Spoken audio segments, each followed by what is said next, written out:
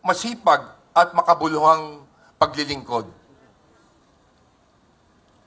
Uulitin ko po, iisa lamang ang ating tunay na layunin, ang kapakanan ng ating mga mamamayang Pilipino at hindi ang pangsariling interes.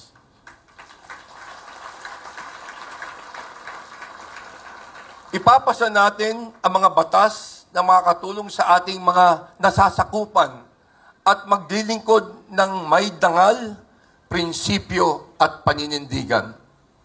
At para sa ating mga kawani, ang haligi ng Kongreso, hayaan ninyong sabihin ko na ito simula sa aking puso.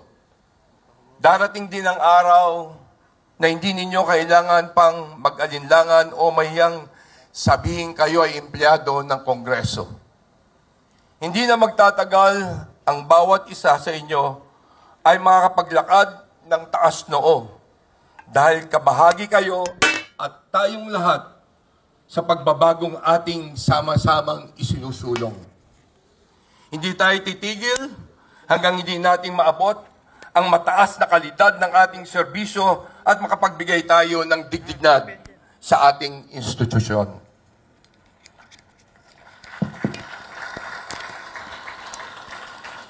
Ngayon po ay unang araw ng Disyembre.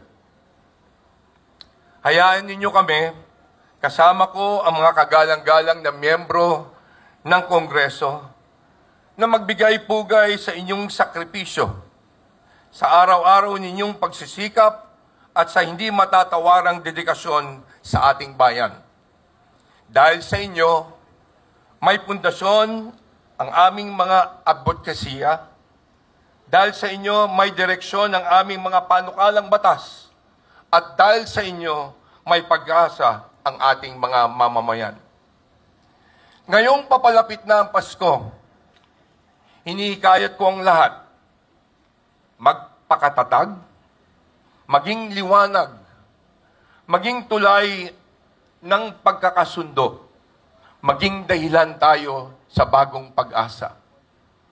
Bilang pasasalamat, nais po naming bigyan ng mataas na pagkilala ang inyong hirap, tiyaga at pagod. At dahil po dyan, naglaan ng gantimpala para sa inyo at sa inyong mga pamilya. Maraming salamat, mahal na Speaker!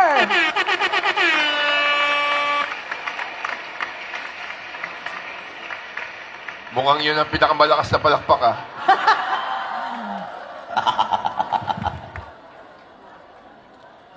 Dalangin ko po na patuloy ninyo kaming samahan at pagkatiwalaan, lalo na sa pagtahak natin ng panibagong Kongreso. Salubungin natin ang liwanag ng taon 2026 na mas masaya, mas masigla, at puno ng pagbabago at pag-asa.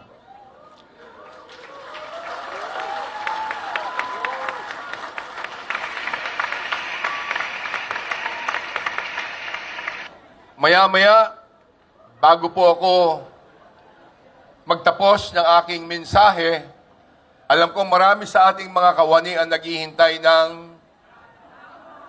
parafol. Yay! At huwag po kayong mag-alala. Kung hindi man po kayo papalarin ngayon, yay! meron po kaming pagkakataon pumasyal, kasama ko po ang liderato ng Kongreso sa iba't iba nating departamento.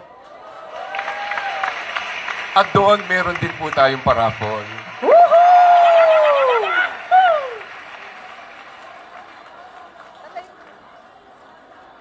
Muli, isang mapagpala at maligayang Pasko at manigong bagong taon sa ating lahat. Mabuhay po ang ating bansa.